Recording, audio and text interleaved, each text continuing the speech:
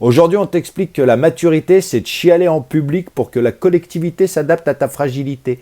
C'est le triomphe de l'enfant roi version thérapeutique. Aujourd'hui, on veut nous convaincre qu'exprimer ses émotions signifie obligatoirement se plaindre, s'apitoyer sur son sort ou faire une crise de nerfs en public pour gratter la sympathie. Si tu t'effondres pas en larmes face caméra entre deux gorgées de tes matchas, alors t'es qu'un toxique, un insensible, un incapable d'exprimer tes émotions. Mais là, c'est confondre intelligence émotionnelle avec incontinence émotionnelle. Et c'est une erreur d'analyse psychologique totale. Ressentir la peur, la douleur, la tristesse ou la colère, c'est universel. Mais la vraie force réside dans ce que tu fais de ce flux d'énergie.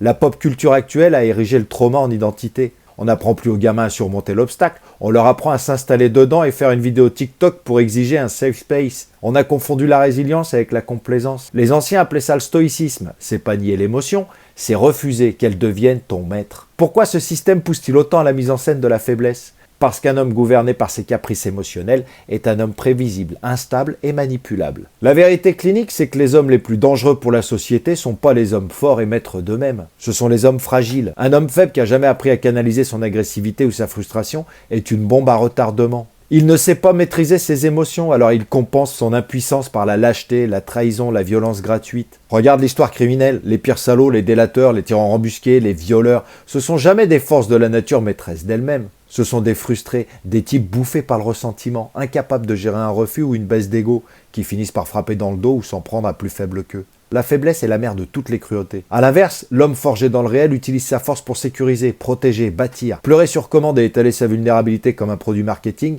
demande aucun courage. Ce qui demande du courage par contre, c'est de ressentir la tempête à l'intérieur, de la dompter et de rester un colosse debout pour ceux qui dépendent de toi. Maîtriser ses émotions, c'est pas être un robot, c'est être le capitaine du navire quand la mer se déchaîne. Si le capitaine s'effondre en larmes sur le pont, l'équipage coule. Un homme solide a pas moins de cœur qu'un autre, il a juste assez de décence pour pas imposer ses états d'âme à ceux qu'il doit protéger. Laissez les porteurs de tote bag gérer leur vie comme un feuilleton thérapeutique. Et vous, continuez à porter vos responsabilités avec la dignité des hommes d'action.